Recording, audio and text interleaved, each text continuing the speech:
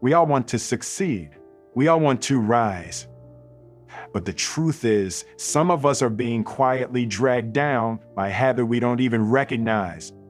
You might think it's laziness or procrastination, but it's deeper than that. It's something that masquerades as rest, disguises itself as safety, and even feels productive in the moment. That's what makes it so dangerous. It's silent. It doesn't yell, it whispers, just enough to make you think you'll do it tomorrow. See, I used to think that as long as I was working hard in the big moments, I was winning. But over time, I realized it's not the big decisions that determine your destiny. It's the small, everyday unseen habits. The way you respond when no one is watching. The way you speak to yourself after a failure. The way you start your mornings when nobody's keeping score. That's where it all starts to crack. Not loudly and silently. When you see people on top of the world, you assume they've always had that edge. But let me tell you something, they were just as uncertain, just as tired, just as tempted to scroll endlessly or hit snooze again. The difference is that they noticed the habit. They intervened. They called it out and said, "Not today. I got work to do. I'm not here to preach perfection. I failed. Plenty. I've sabotaged myself more times than I can count. But every time I learn it's something that changed me. And one of the hardest truths I ever had to face was this: I was the one holding myself back. Not my environment, not my circumstances. Now, you know why this hits so hard? Because deep down, you know it too. There's a version of you that wakes up early, that keeps promises, that build. But the silent habit, it chips away at that version of you. Slowly, quietly, until one day you don't even recognize the person in the mirror. And I don't want that for you. You're not here by accident. You didn't click on this video just to be entertained. You clicked because you felt it. You felt that little voice inside you saying, "This message is for you. You were right. Now let me give you something in return." Something most people overlook when they talk about motivation. Stick with me through this, and I'll break down the key shift that pulled me out of the hole. Not a motivational quote, not some morning routine, but a mindset change so deep it rewired how I see myself and how I move through the world. Because motivation isn't magic. It's not a feeling that floats down from the sky. It's built, and it's built one habit at a time, especially the ones you don't even realize you have. You might be sabotaging your own self-improvement and personal development without knowing it. And trust me, the price of that silent habit is high. It's your peace, your growth, your future. So I want you to ask yourself something honest. And not what you want. Everybody wants to be great. The real question is, what are you willing to unlearn to get there? What are you willing to stop doing to let your best self rise? Now let's talk about the real villain in your story. Not your boss, not your past, not even your circumstances. The real villain is distraction. But not just the kind that comes from your phone buzzing or your TV flashing.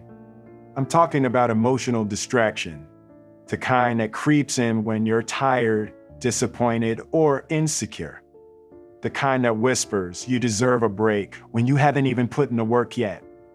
The kind that tells you this isn't working anyway, just because things got uncomfortable. See, distraction isn't just noise. It's deception. It tricks your brain into temporary comfort while it quietly drains your long-term purpose. And here's the catch: distraction isn't always obvious. Sometimes it comes disguised as productivity. You'll find yourself organizing your desk instead of writing your dream, researching for hours instead of launching that project. You're moving, but you're not progressing. That's the silent habit, the one that feels right but leads nowhere. Now, I'll tell you something I had to learn the hard way. Motivation doesn't die overnight. It doesn't get killed in one big failure. It's chipped away by small moments when you choose comfort over clarity, when you scroll instead of showing up, when you say, I'll start Monday for the 5th week in a row. That's what robs you of inspiration. That's what kills your personal development. So, how do you fight back? You have to become hyper aware. Every time I catch myself slipping into a silent habit, I pause. And I ask one question: is this action building my future or babysitting my fear? Let me repeat: is this building my future or babysitting my fear? If it's just pacifying doubt, I get up. I redirect. I go back to what matters. You've got to train your mind like a muscle. You can't grow if you don't apply pressure. Pressure isn't the enemy, it's the invitation. A test, the gym for your willpower. And listen, willpower is just like your physical body. The more you exercise it, the stronger it gets. The less you use it, the more it disappears. That's why some people stay stuck in the same place for years, not because they're not talented, but because they never train their inner discipline.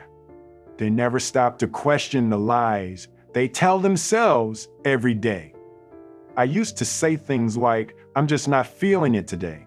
Now I say, feeling it isn't the point, finishing it is. You don't wait to feel motivated. You act, and the motivation catches up. You've got to respect your future more than you indulge your excuses. That's what separates the people who grow from the people who coast. Let me break it down further. There was a time in my life when everything looked good on the outside, but I was crumbling inside.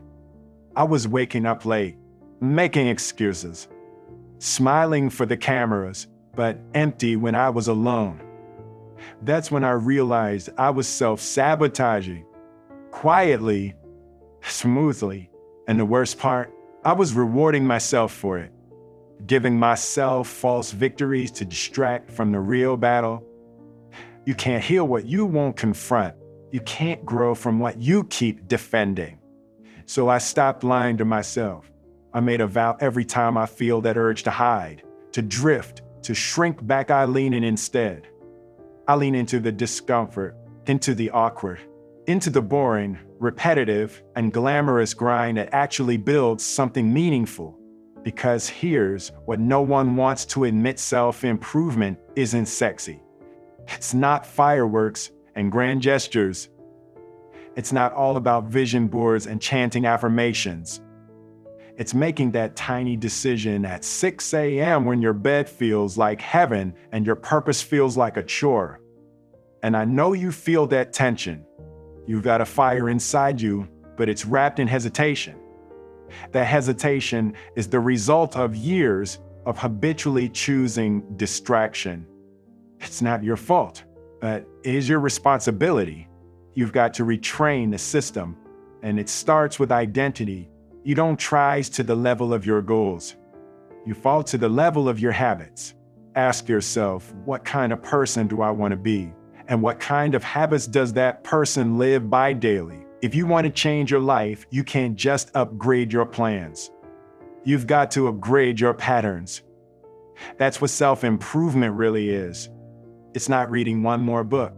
It's becoming the type of person who lives the wisdom you already know.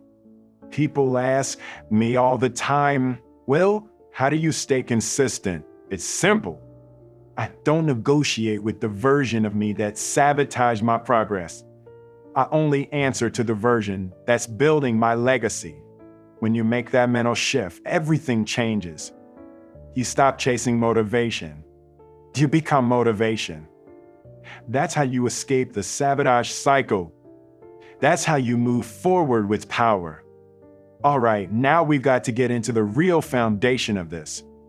Because once you realize that your habits are the architect of your life, you've got to ask, what blueprints have I been following? See, every day you're building something, whether you see it or not. You're laying bricks with your decisions. You're either constructing a future you'll be proud of or stacking up regrets that'll one day bury your dreams. And that's why you can't afford to keep doing things on autopilot. Let me say this as clearly as I can. You can try without routines. I used to believe that talent alone would carry me, but I was wrong. Talent opens the door, but discipline walks you through it. Discipline keeps you in the room. That's when I started creating rituals. Not just tasks, not chores, rituals. Things I do daily, not because I feel like it, but because that's who I've decided to become. Let me give you an example. First thing in the morning, I don't touch my phone. I don't scroll. I don't check what the world wants from me. I check in with me. I sit in silence. I breathe. I align my energy with my intentions. Because if I don't set my direction, somebody else will. And that's the problem with so many of us. We wake up and hand over the steering. We love our mind to notifications, to the news, to whatever crisis is trending. Then we wonder why we feel so scattered, so behind, so unmotivated. But here's the truth: clarity is earned. You earn clarity by choosing intentional stillness, by turning down the noise long enough to hear your own thoughts. That's how self-improvement begins. Not with action, but with awareness. Because what you're unaware of will control you. Or what you're aware of, you can change. Let me tell you about a man I met who built $1 billion business after being homeless. He told me his biggest breakthrough wasn't the money. It was the moment he stopped blaming his circumstances, started owning his daily decisions. He said, "My life changed the moment I realized I couldn't afford to wait on motivation. I had to move like my future depended on it because it did." And that hit me, because that's what most people don't understand. You're not waiting on some magical moment to feel right. You're building the moment through consistency. Do you want to be inspired? Wake up and move before you feel like it. That's the spark. That's where confidence is built, not in your results, but in your reliability to yourself. Your brain needs evidence. Every time you show up when it's hard, when it's boring, when it's thankless, your brain is taking notes. And eventually it says, "Hey, I think we're that type of person now." And that's when your identity shifts. You stop chasing short-term highs. You start craving long-term integrity. You begin to see your life as something you shape, not something that happens to you. And now, don't get me wrong, it's not about being perfect. You'll slip. You'll have off days. But the difference between winners and watchers is that winners return faster. They don't drown in guilt. They don't spiral in shame. They adjust and recommit. That's personal development. That's growth. Look, there's a lot of motivational fluff out there. But what you need is transformation, not hype. And transformation only happens when you make an unnegotiable commitment to yourself. You stop reacting. You start creating. You stop escaping. You start evolving. You stop lying to yourself. You start living in alignment with your values. You want to be truly motivated, then give yourself fewer options. Because indecision is a thief. Every time you debate with yourself about whether you'll do the thing or not, you waste energy. You give space for that silent habit to sneak in. So what do you do instead? You make decisions once. You set the standard once. I wake up at this time. I train my body like I respect it. I speak with purpose, not with panic. I don't scroll when I'm bored, I grow. You don't hope to become that person. You act like them today. And here's something I want you to sit with. Your current life is a reflection of your rituals.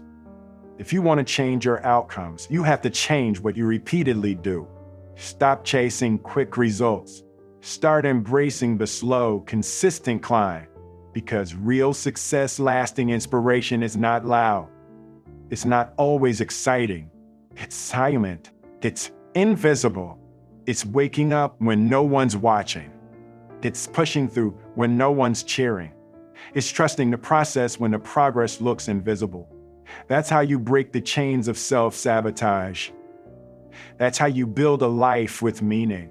Let's dig into the shadow behind it, all the thing nobody wants to admit, but everybody feels. Yeah. Fear is the real silent habit that fuels self-sabotage. And I'm not just talking about fear of failure. Nah, I'm talking about fear of success. Fear of responsibility. Fear of being seen. Fear of losing control. See, the mind is a master trickster.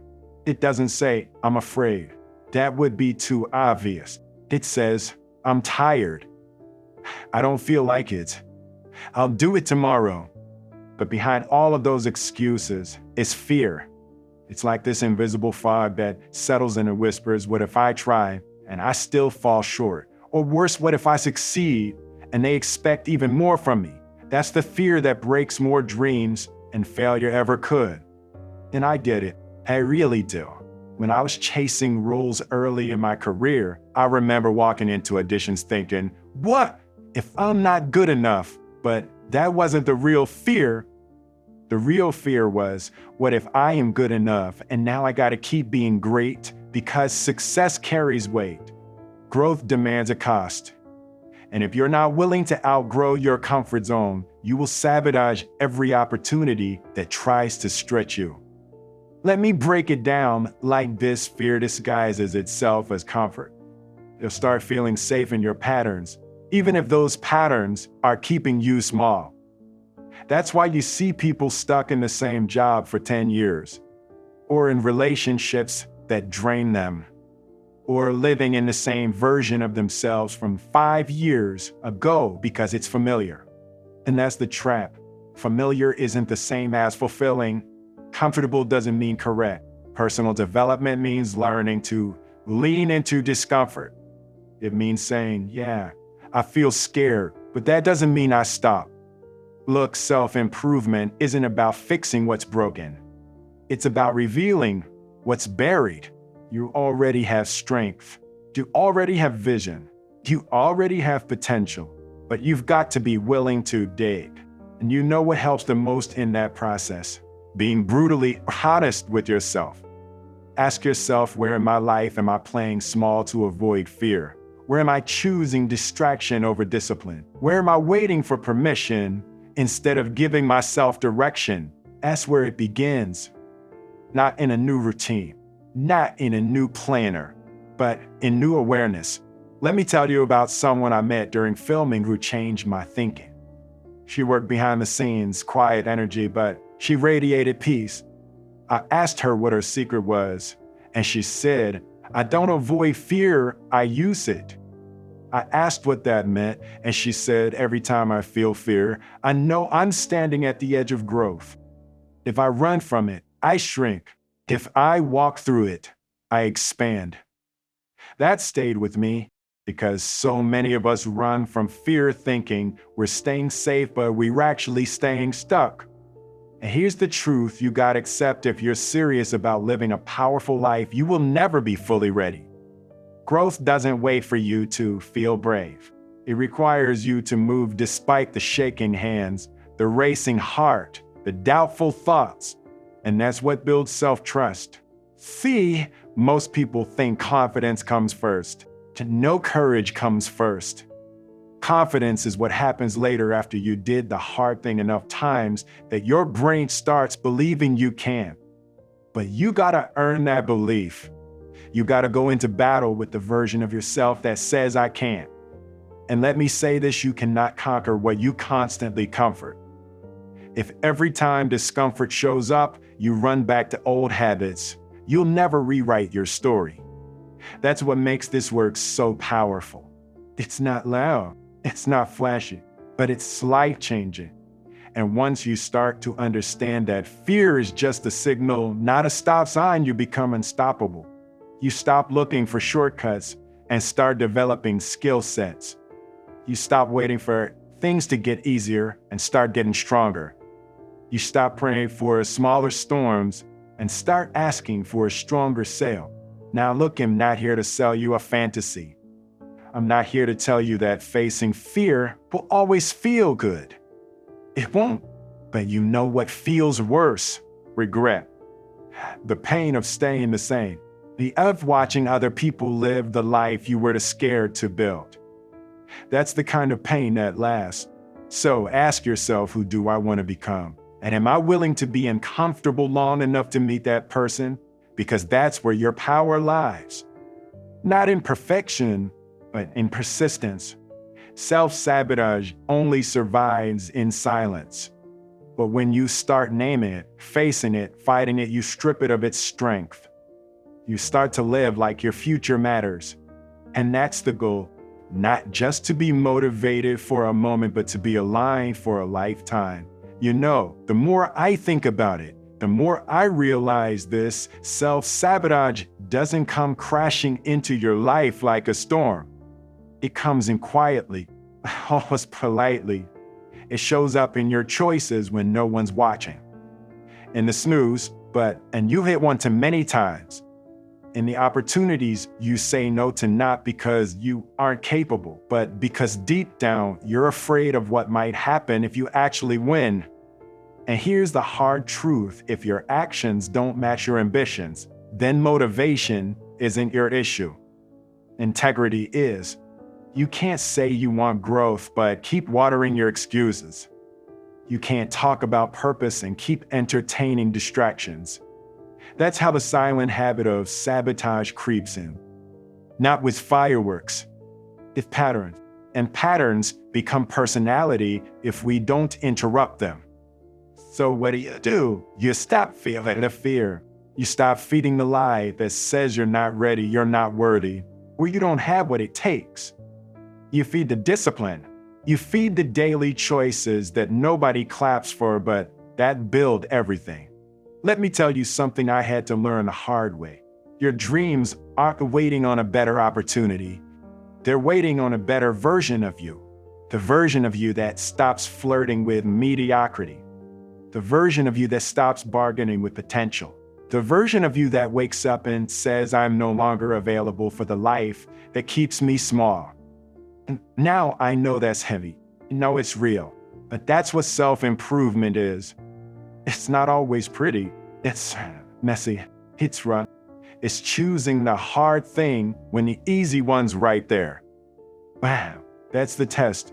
Discipline is choosing between what you want now and what you want most. And self-sabotage, it always chooses now. It always chooses comfort. Let me paint you a picture. Imagine two roads. One looks easy. It's smooth, well-lit. Everybody's walking it. It feels good at first, but you start noticing signs. No progress here. Dreams that tore ahead. And eventually regrets on. The other road, it's uphill. People fall off it all the time. But if you keep walking, man, if you keep walking, you'll find something nobody else sees. Fulfillment, purpose, power. And you didn't get there because you were the smartest or the luckiest. You got there because you refused to quit. Let's break it down. You want personal development. It starts with personal honesty. You want inspiration. It begins when you stop lying to yourself about how you're spending your time. You want growth. Stop giving your energy to things that shrink you. One of the most powerful decisions I ever made in my life wasn't about my career. It wasn't about money. It was the moment I stopped blaming circumstances and started taking responsibility. Let that sit for a second. Responsibility is the antidote to sabotage, not motivation, because motivation fades. Responsibility builds habits. I think the most successful people are the most motivated. Not. They're the most consistent. They show up when it's boring. They keep going when it's not glamorous. They stick to the vision when nobody's cheering. And eventually, the world catches up. But the secret, the shift happened way before the applause. It happened in the silence, in the shadows, where self-sabotage once lived. Now there's self-respect. Let me bring in a comparison here. I met a guy a few years ago who completely changed his life. He wasn't famous, he wasn't rich, but he has something most people never develop: internal freedom. I asked him, "What changed for you?" He said, "I stopped waiting to feel ready and just started becoming ready." Every day, I made choices that honored the man I wanted to be, not the man I was used to being. That hit me because too many people are waiting for permission to live a better life. But motivation isn't a lottery ticket. It's a muscle. And every time you override your impulses, you build strength. Every time you say no to sabotage and yes to structure, you build identity. Every time you choose your future over your feelings, you win. This is what we don't talk about enough. Motivation is not hype. It's alignment. It's when your daily habits finally catch up with your highest self. When you stop thinking about who you could be and start living like you already are. You want to know the truth, the silent habit that could be sabotaging your motivation. It's the refusal to take ownership. Because the moment you do, you unlock something way more powerful than hype. You unlock vision, and vision pulls you through the pain. Vision silences the noise. Vision keeps you steady when life tries to knock you off course. So, if you take nothing else from this message, take this: you don't have to be perfect, but you do have to be persistent. And every time you choose discipline over drama, progress over pity, effort over excuses, you become a little more unstoppable. That's the journey, and it's yours for the taking. We are Wisdom Recorded, your knowledge source. If this spoke to something in you, share it. And if you're serious about walking that higher path, subscribe and like for more content just like this. Because this is where your transformation begins. You're not alone. Let's grow.